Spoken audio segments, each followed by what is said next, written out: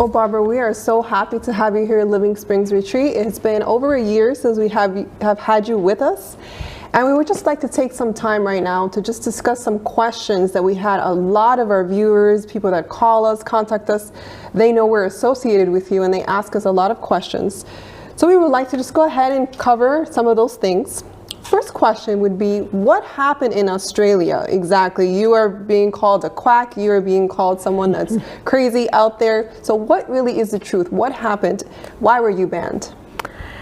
Yes, it was a shock to us because it really had no foundation. In fact, when the complaint first came to us from the HCCC, we laughed. We thought, surely this is a joke. They're saying that I'm advocating that a woman go and put her baby on goat's milk if she can't breastfeed, and they're claiming that goat's milk might be lethal. We just laugh because babies have been fed goat's milk for thousands of years. So this is the sort of thing. So we didn't really take it seriously, and I had to answer every question. And I felt I did, but I realise now they wanted scientific studies. That's what they wanted. But when you look back at how did this happen? Where did it all start? So the only way to explain it is that my husband has a political party. It's the Informed Medical Options Party, campaigning for the rights of Australians to have free choice. And I spoke at one of their rallies, and I spoke on the laws of health. And then 3 days later, Michael looked at the pro-vaccine people's website and they said, we've got to take this woman down. Are there any volunteers? Wow, really? So 3 people came forward, people I have never met. I think a nutritionist from Queensland was one of them. And she had looked obviously through my lectures and came up with something like the goat's milk, and then made complaint to the Healthcare Complaints Commission. And if they get a complaint, they have to pursue it, so they did.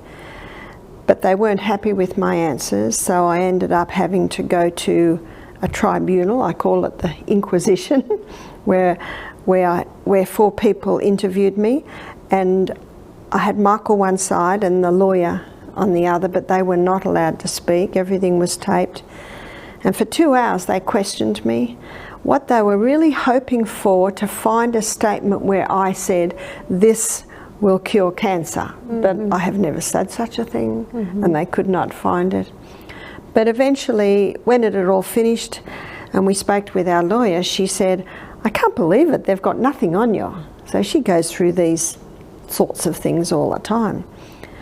And Michael said, does that mean Barbara will be freed from this ban? And she said, oh no, she'll get a life ban, but she won't go to jail, because if she was guilty she'd go to jail.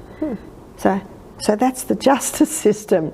And we found that the Healthcare Complaints Commission, you can't go higher than that, and they seem to be accountable to no one. So they have the authority to ban me for life.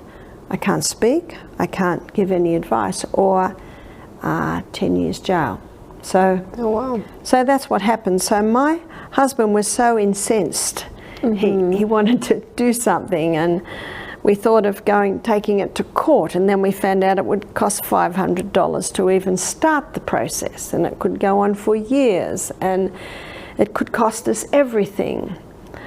So Michael wrote the book, The Assassination of Barbara O'Neill. I said, that's a bit strong. He said, no, it's good. It's good. And he wrote that, I guess, in my defence. And so, because some people say, you must have done something for them to come after you. So I say, well, read the book.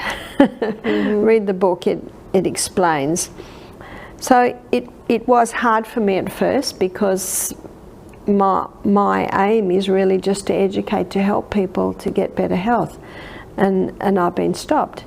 Michael said, well, you've got a choice. You can retire, or you can just go overseas. So I said, well, I've never had so much knowledge in my mind. I've never had so much experience. And I still feel young, I still feel fit, I still have a lot of energy. I'll go overseas. So that ended up what happened. And in 2021, when I was in Germany speaking at a conference, a lady came up and she said, "I'm so sorry to say this, Barbara, but we're so glad you were banned. Now you're free to come to us."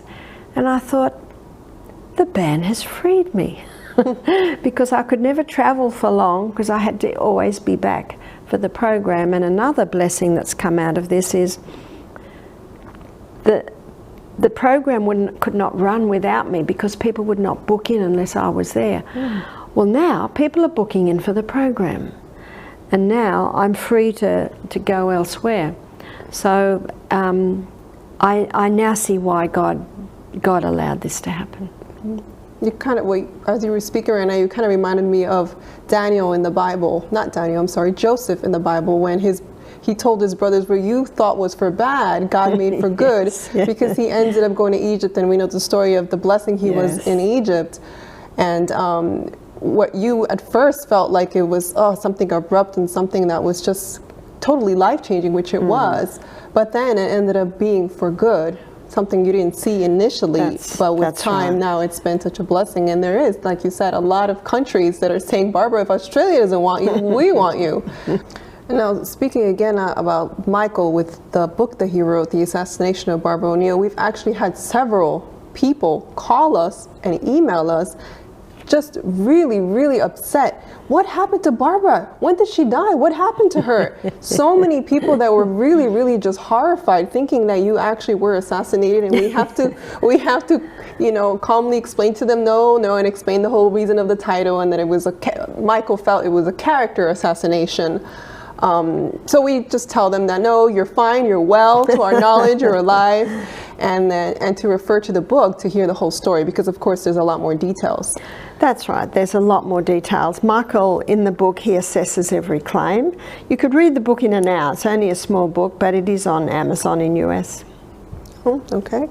So speaking of US, a lot of people also contact us thinking that because you've been banned, you have moved to the US or other countries. Can you please clarify that? My home is still Australia. My home is still our little mountain top home, and the health retreat still runs there. But I am away more than I am home. But my base is still in Australia. You're still in Australia. Yes, That's still your home. All right, so I'm going to go ahead and get into some other questions that people have had. Is it possible to have a phone or video consultation with you? Unfortunately not. So my schedule is incredibly busy. But what my husband and I have done is we've made the information available. All the information is available up on YouTube. The information is out there, and I know that you get a few questions. My schedule is quite hectic, so unfortunately I cannot do consultations, one-on-ones or Zooms. But as I said, the information's there. People all the time contact us wanting to know how they can book you, or how you can go, if you could do speaking engagements in different places. And we have referred them to your manager, which is Michael, also your husband, to book with him or to make arrangements. Is that correct? Yeah, that is correct. In fact, I often don't know where I am a few weeks ahead of where I am. And he arranges it all. Why would somebody feel like they're starving even after they eat a high protein meal? Well, there are three things that give the feeling of satiation or satisfaction, and that is fibre, protein and fat. And so I would also assess, yes, the protein's very important. So also is the fat. I'm not advocating a high fat diet, but there should be a part of fat in the meal, maybe a little olive oil in the lentils, maybe a little olive oil on the potatoes, maybe some avocado, maybe finishing the meal with 8 to 10 nuts. There's some good fats to finish with. I'd also check to make sure the person is chewing properly. Sometimes when people are eating too fast, they're not accessing the nutrients in their food that they need. And the third point may be that their hydrochloric acid is low. And to boost hydrochloric acid, You make sure there's gaps between meals, make sure you're drinking between meals and not with meals, and taking the juice of a lemon or a little cayenne pepper before the meal, that can boost hydrochloric acid. Talking about fats, people often ask the question, because they know that you advocate fats, and you mention about how the body needs fats, which is different than what some of the teachings are out there. Can you list what the good fats are and what the bad fats are? Sure. Well, I look at it like this. I always look at it from common sense. I look at the fats that God made. We've got avocado, we've got coconut, nuts and seeds. They're an excellent form of fats. And then we look at history, and historically there are two fats that were made from the flesh of the plant. So they were easily extracted in a woman's kitchen, and that is the coconut oil. And depending on where you lived, if you lived in the South Pacific Islands, it was coconut oil. If you lived in the Mediterranean, it was olive oil. If you lived up in Alaska, up in Canada, it could be seal, it could be fish. And a lot of the northern European countries like Sweden, say Scandinavia, it was usually dairy fats like butters. So we now know that today the cows aren't healthy, so the animal fats aren't the best fats. So the coconut and the olive oil, they've been used for centuries. You can still access these two oils. They are the best oils, and science shows that. So what are the dangerous oils? The worst oils you can take are the altered polyunsaturated fats. So the very word poly, meaning there's lots of empty spaces on the molecular structure of the fat, which means that when these oils are extracted and they're exposed to light, heat and oxygen, it basically destroys the oil. So what are your polyunsaturated oils? That's safflower oil, sunflower oil, peanut oils, your seed oils, your nut oils. And when you look in the supermarket, they're in plastic bottles, see-through. It doesn't matter because they've already been totally destroyed, because in the high heat to extract these oils destroyed the oils. And deep fried foods is usually done in these cheap polyunsaturated fats. Again, they're already destroyed before they're even cooked, but the oils become rancid, and a rancid oil is a carcinogenic oil. Barbara, what kind of diet do you follow? The diet that I follow is a plant-based diet. I eat a high fibre diet. I eat generous proteins. I have legumes. In fact, some days I have them every meal. That's my two main meals. And I have fats, not a lot of fats. I might have a teaspoon of olive oil a meal. I might have a few nuts and seeds after every meal. I have a fruit meal and I have a vegetable meal. So my fruit meal is usually breakfast, where I might have 2 or 3 pieces of fruit, usually the sourdough spelt toast with a little olive oil and avocado, and either red lentils or brown lentils or black-eyed beans or scrambled organic tofu. And some nuts and seeds. That's my breakfast. Lunch is usually always a big salad, always some baked, steamed or stir-fried veggies, and again a legume dish. If I do eat at night, it will be very light. It might be avocado and a few crackers. It might be soup, so something very light. Is it okay to have desserts? Certainly is. I make my husband an apple pie. Try to do it once a week. But that apple pie is made with spelt flour. The apples are stewed, and just when I finished, I put some sultanas or raisins in them. I put them in the pie dish, put the top on and bake it, and we might serve that with a coconut cream or a nut cream. We don't have it every day, maybe once a week. So you're plant-based? Yes. Yes. Now, speaking of sweeteners, you speak a lot against sugars.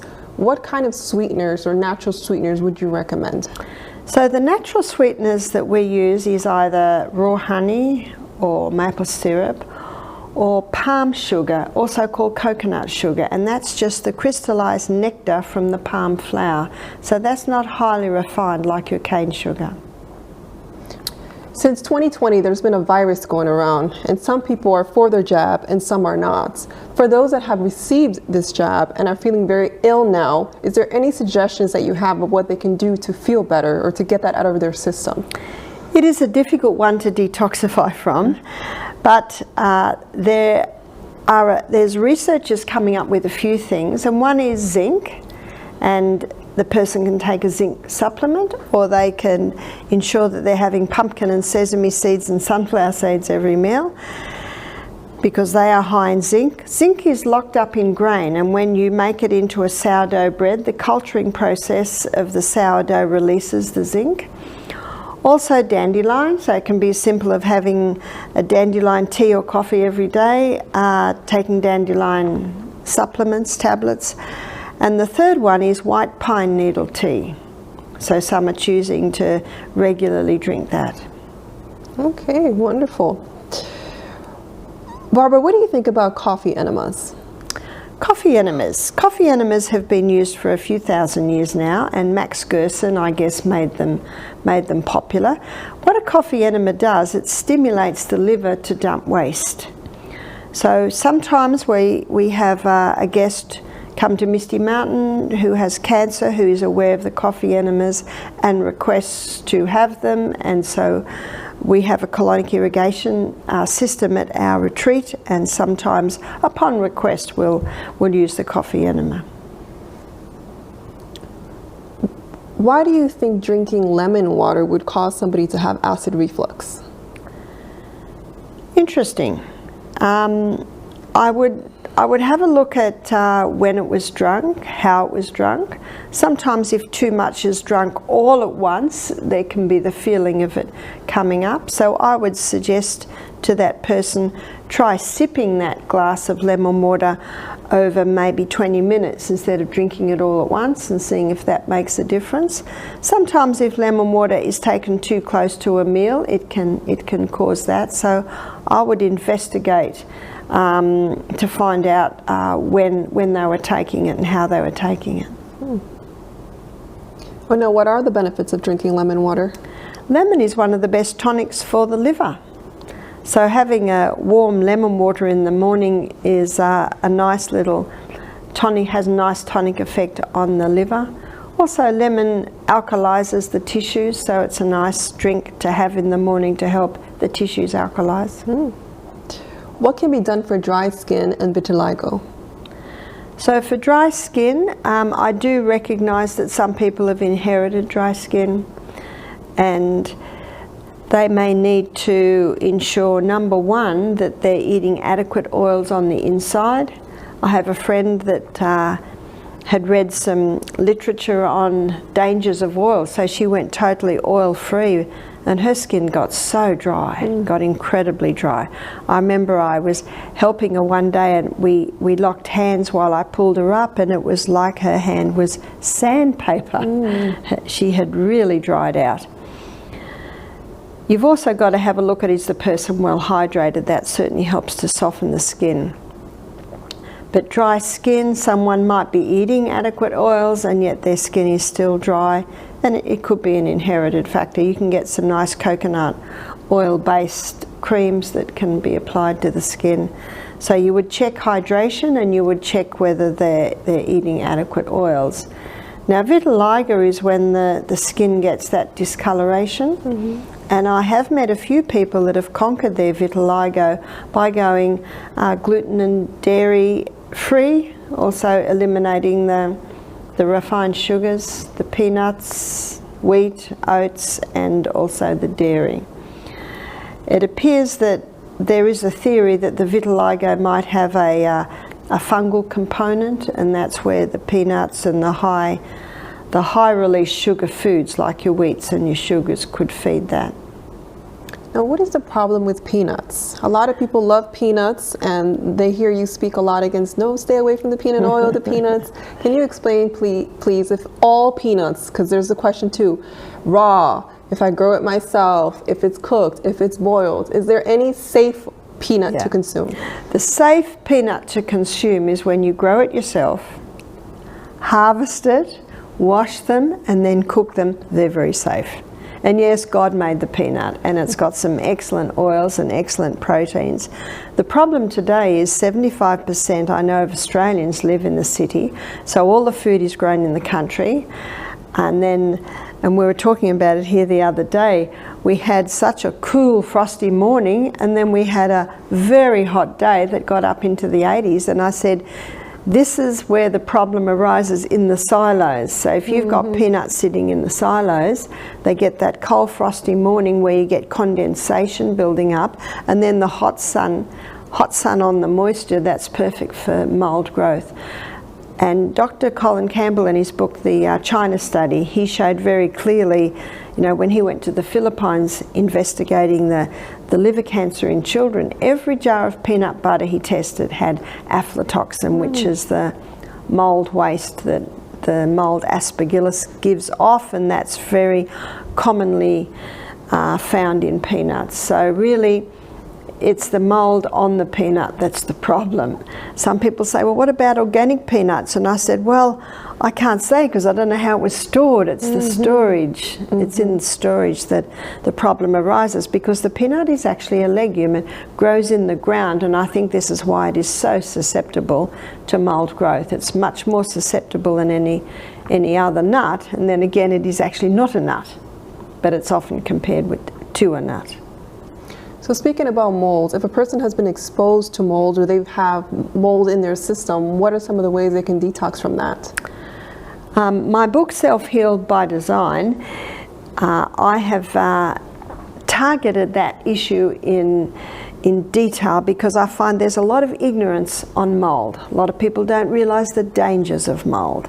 And because of my own experience and the experience of many people I've met, I felt convicted that I needed to write a book to show the history of mould, how it manifests itself, and how you can eradicate it from your body.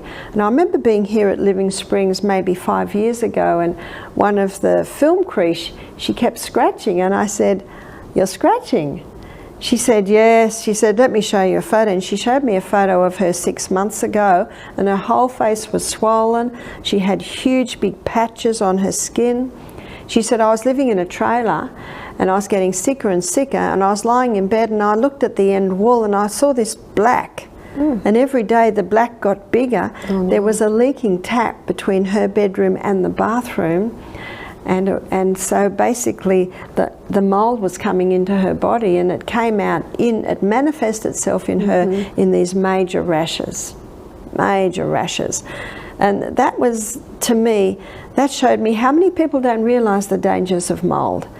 And it was interesting as I was investigating this, how the Bible says if there's mould in a house, you've got to destroy the house. If it's in fabric, the fabric has to be burnt. And so in my book I show that too. But basically, to get mould out of the body, you've got to, number one, make sure you have no more exposure to it. And number two, you've got to get the sugars right down, because it is the sweet things that really feed the mould. Speaking about sweet things, would it be okay for somebody that's fasting to take a little bit of stevia in their lemon water? Would that make them break their fast? Or would it be okay? No, it wouldn't. It wouldn't, because the thing that would break a fast would be fibre. But I also encourage people to try and ease themselves off the very sweet tooth. And stevia is sweet. Now, if somebody were to drink a lot of herbal teas, would that be considered water intake, or does it have to be plain water? Now, there are some very thick herb teas, and very black, like the Colin tea that we sell here.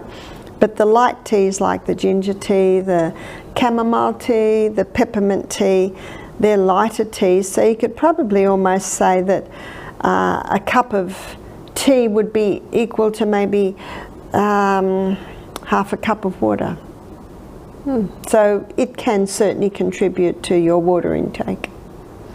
Now, Barbara, you are big on Celtic sea salt. You love Celtic sea salt. You take it regularly. Can you explain exactly the method? Is it something that you put in your water? Do you put it in your mouth first? How exactly can somebody take Celtic sea salt? Okay, so let me explain it. And I got this information from a few sources, and one of the sources is Dr. Robert Thompson, who wrote the book, The Calcium Lie, and he believes the clearest indicator of a creator God is seawater, because seawater has 92 minerals, the exact same mineral and proportion and balance as is found in the body.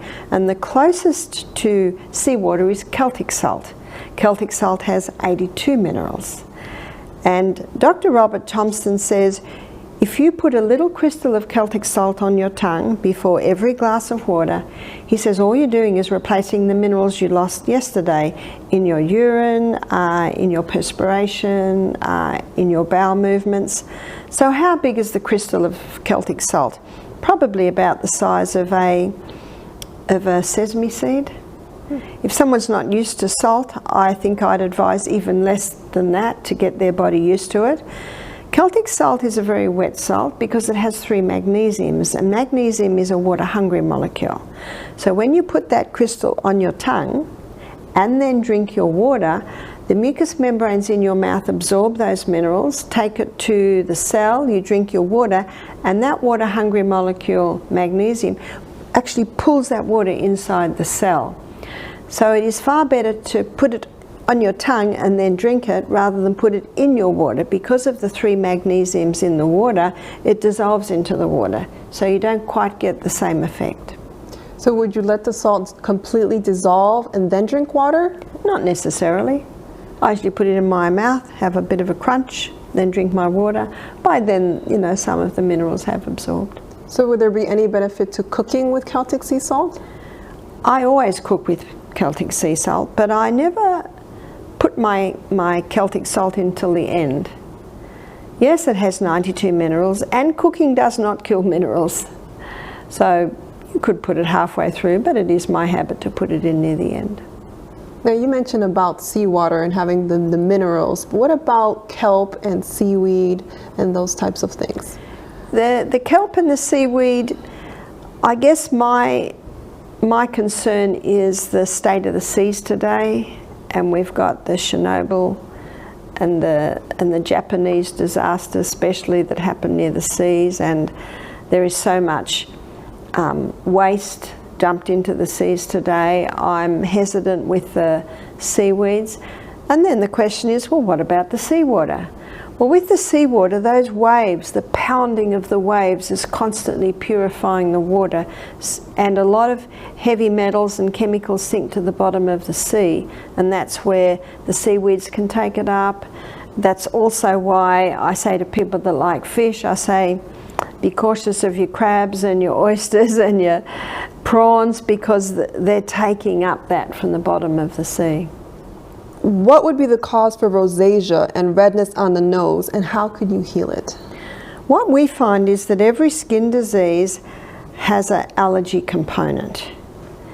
And so whenever there's a skin problem, whether it be eczema, psoriasis, rosacea, we advocate ceasing the 5 allergens, which is dairy, wheat, oats, peanuts, refined sugar.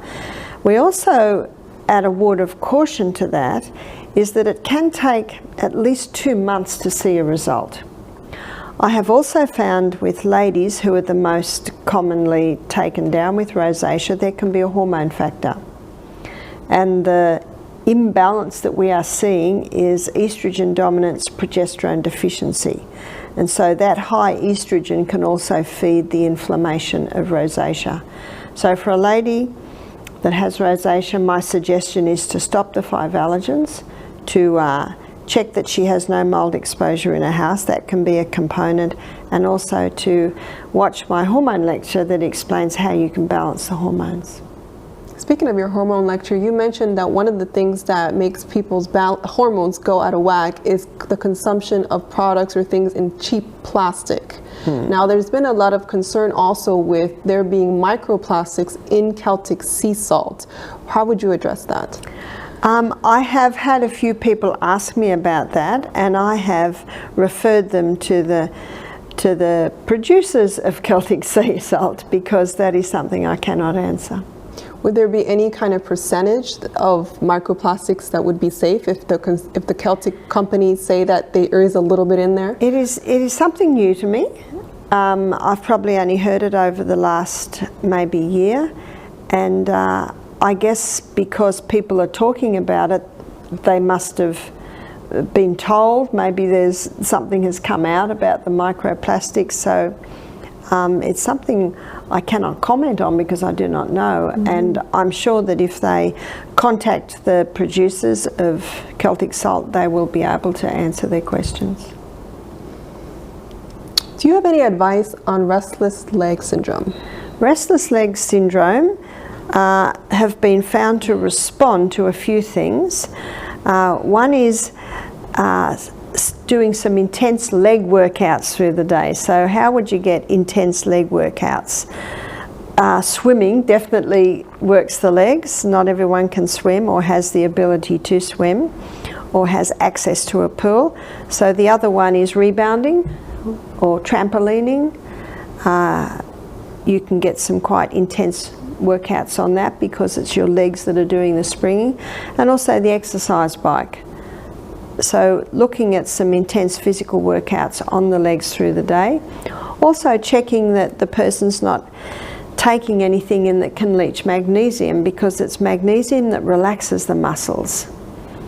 So the things that can leach magnesium are specifically caffeines and refined sugars. So before the person goes to bed, let's say first of all they've done some intense leg workouts through the day, and have an Epsom salts bath before they go to bed, because Epsom salt is magnesium sulfate, and also the hot water relaxes the muscles. If someone doesn't have a bath, another option is to massage their legs with topical magnesium oil. I know that in Australia the topical magnesium oils are becoming very popular, and there are claims that more magnesium is taken into the body than even by mouth. So those topical oils can certainly help to relax those legs. And also taking magnesium by mouth. For someone who has a severe problem like that, we advise magnesium citrate, even 500 milligrams 4 times a day. So the person can try these things and see what helps the most.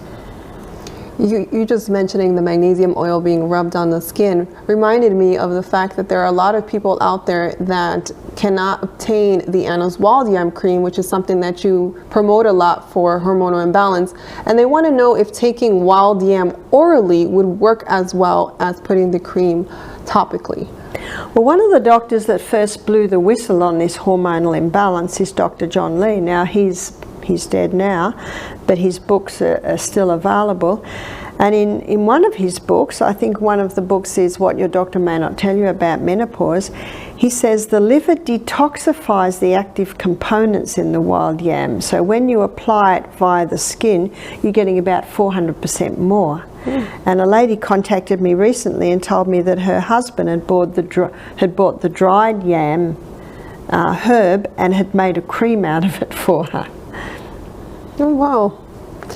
So, Barbara, this is something new I've never heard before, but somebody asked if you know anything about research that suggests that men should urinate sitting down since birth until manhood. They should urinate sitting, and that will help with prostate problems. Have you ever heard of that? No, I haven't. And it doesn't make much sense to me. Especially raising boys out in the bush, where when they go to the bathroom, it's at the tree, or at a tree in the bush. Yeah, that was different when I read that question. Can cartilage grow back on hips and joints? Well, I never say never. And we've got some amazing herbs that do have growth stimulants in it. And the one that I'd particularly probably advise for that is comfrey. So you can get some comfrey creams. You can buy dried comfrey, and if you buy dried comfrey. You put a little water in it and bring it to the boil till it gets soft, and if it's still a little bit runny, you could put, say, some psyllium or slippery elm or chia in it to make it a little bit more firm, and then make a poultice of that and put it on the area. And if someone's wanting to grow new cartilage in an area, that would probably have to be done for maybe to wear the poultice for at least 4 hours a day, and if it's comfortable, even overnight, but also to get the comfrey cream and rub that in. So Barbara, what can somebody do if they have developed several infectious diseases because of a tick bite? So the first thing you target is the tick bite, and comfrey, sorry, not comfrey, got comfrey on the brain. Charcoal. You see, charcoal absorbs and neutralizes poisons. So if they're still having trouble, even a week or two after the tick bite, you still can put the charcoal on the tick bite, because that can indicate there might be still a bit of activity there. Charcoal absorbs and neutralizes the poisons. No other substance does that, and it's given the name adsorb. Adsorb means absorb and neutralize poison. And maybe they could even take charcoal by mouth to absorb any poisons that are going through their body from the tick bite. What do you think of the keto diet? The keto diet is quite an extreme diet. It is high fibre, high protein, high fat. And there's no doubt about it that it certainly has helped people to overcome epilepsy. You know, the reports show that in some cases 90% of people on the keto diet reported that they'd conquered their epilepsy. But we don't advocate meat and dairy products.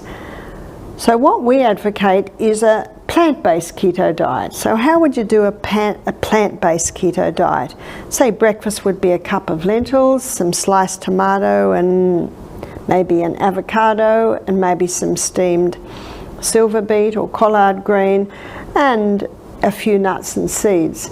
But with that, to supplement with some coconut oil. Now, coconut oil is high in medium chain fatty acids, and what the keto diet depends on is the liver breaking down the fat to ketones, and the liver loves breaking down those medium chain fatty acids to ketones quicker than any other type of fat. Ketones are neurohealers, neuroprotectors. So that's the theory on how it works. And historically, look at Dr. Atkins' diet, which was high fibre, generous proteins and fats. And he found, and I don't know at the time whether he realised the significance of it, but he found that a lot of his epileptic patients, their seizures were reducing.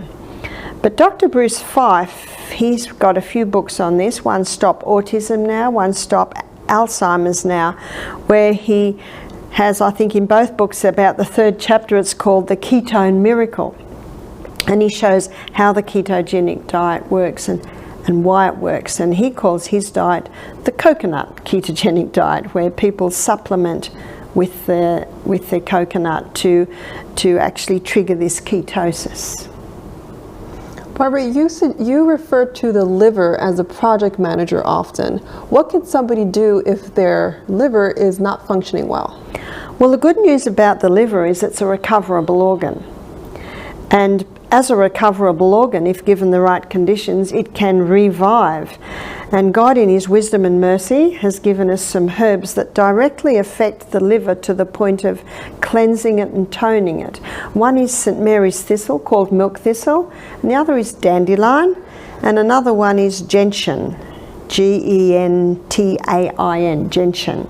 They're very, very bitter herbs, so it's probably best to take it in a glycerin tincture form or in a tablet form, because they're incredibly bitter herbs.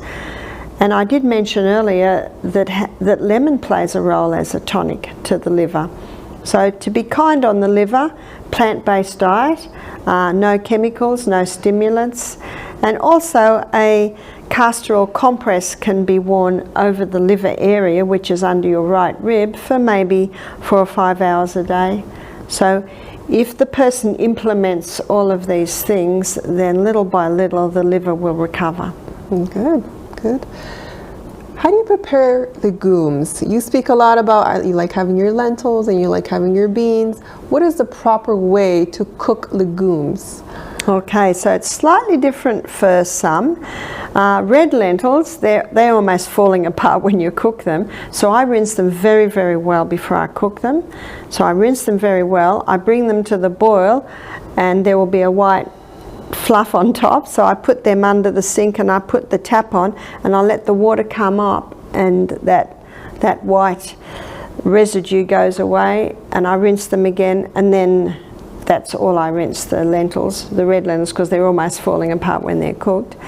The brown lentils, in fact all other legumes are best soaked overnight, rinsed very well, brought to the boil, then you'll see the big white fluff. You've got to get that white cloud away, and then rinse them again and then let them cook. And when they're cooked, sometimes maybe with chickpeas I'll rinse and chickpeas, or you call them garbanzos, and kidney beans, they probably take the longest. Then I might rinse them halfway through cooking. When they're finished their cooking, I rinse them again. So you've got to look at that water as dirty water. That's the water that's going to create the wind. And so what do I do then? Well, in another pot I might have the sauce. It might be a tomato and garlic and onion sauce. It might be a curry sauce. It might be a cashew milk with maybe marjoram. You know, so there's a few different ways. The first book I ever got was an Indian cookbook, and wow, they know how to do their legumes. So many different types. So when the legumes are soft, I put them in with the sauce and I let that slowly cook on a very low heat so that the flavours start to go into the beans. And we find at our retreat that's how we prepare the beans, and we don't have anyone with stomach pain or wind problems doing it like that. In his book, The Plant Paradox by Dr.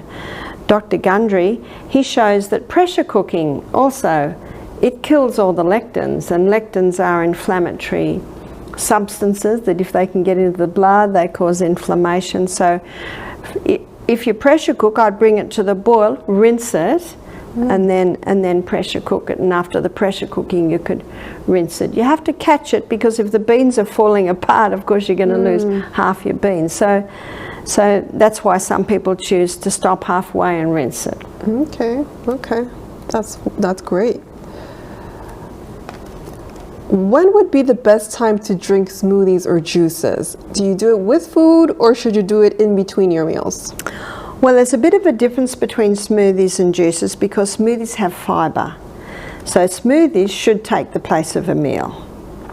Or sometimes people will have a smoothie as like a dessert, you know, at the end of the meal. Whereas juices have no fibre in them. And what we do at the retreat, and I know we also do here at Living Springs, we have juicing days. So the first 2 days are just juices. So we serve the vegetable with a little bit of fruit juices every 2 hours. So they're basically taking the place of a meal, but the juice isn't going to last too long, so we serve it every 2 hours. If someone wants to continue juicing when they go home, when would they have it if they're eating their meals? They might have it half an hour before a meal. If they have it too close to the meal, it can stop your appetite. Or some people choose to have a vegetable juice, you know, of an evening where they would normally have a meal. What do you think about the Gerson diet? Gerson therapy, excuse me. Now, the Gerson therapy certainly had an effect, and there's no doubt about it. He had quite a lot of success rate, and that's a lot of juicing. There are a few things I don't totally agree with. They had to have essence of liver, and I think it's very difficult to get a healthy liver today, and I personally don't use animal products at all. So there were certainly some good points about the Gerson diet. Barbara, what can be done if somebody wants to use the yoni eggs, but they keep coming out. They will not stay in. What is your advice on that? Okay, well, it does indicate to me that that lady's pelvic floor muscles have no strength. So how can she gain strength?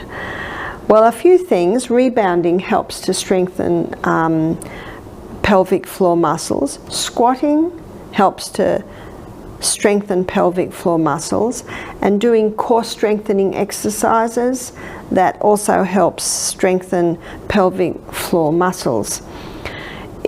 So usually if a woman will do that for a couple of months, she can usually hold the stone. But I'd also inquire, is she pushing it in as far as it will go, so it goes right up to the cervix? And also, a woman should be able to tighten her pelvic floor muscles so that it holds the stone. Now, if even with that she still finds it hard to hold it, she could sleep with it. So even though when you're sleeping your body's relaxed, your pelvic floor muscles are aware that there is something there, and they will put a little bit of effort to hold it, especially when you get up in the morning. You mentioned exercises. Is that something that people would do, or women would do, with the yoni eggs in or without them in? Most people are familiar with Kegel exercises, which is where they tighten those pelvic floor muscles. You can tighten the pelvic floor muscles against the yoni stone while it's in there, and that will help to strengthen those pelvic floor muscles internally. And you certainly can do those exercises with the yoni stone in. Can somebody that was born with allergies, any type of food allergy, reverse it? I believe so. And usually if they're born with an allergy, it's come down from the parents. And so what I find is when the 5 most common allergens are taken out of the diet and they go to a plant-based diet that is a lot lower in grain and has more of the legumes, the nuts, seeds, vegetables, fruit, I find that they do conquer their allergies. Now, you advocate a lot the plant-based diet and plant-based milk, but is there any type of animal milk that would be safe to consume in any way, shape, or form? Personally, I don't have milk at all. If people say, what milk do you drink? I say, I'm weaned, I have food. And when you look at milk, God basically caused mammals to have milk to feed their babies. And we are the only creature that drinks milk past babyhood. And if you look at the northern countries of Europe, the Scandinavia, Sweden, Norway, that were probably higher dairy consumers, you'll find that as adults most of the dairy was consumed in a cultured form, which was yogurt, kefir, the mostly fresh cheeses, and in that state the proteins and the sugars in the milk have been totally broken down, so they're a lot easier to digest. But I'd also like to suggest back then the milk was organic. Mm-hmm. Also, often dairy farmers were dairy farmers for many generations, so the children were already born with the enzymes in the gut to break it down. I'm a 5th generation Australian Scottish descent, and I don't think any of my ancestors had dairy, because as a child it certainly made me feel sick. I never ever liked it, and I know that my sisters all have dairy allergies, so we obviously don't have the enzymes to break it down. But I do acknowledge that there are some cultures that have been drinking it. It's part of their culture. But I do not believe we need to drink milk. I know that if a mother has a baby with a severe allergy and she cannot breastfeed, the goat's milk is the closest to human milk.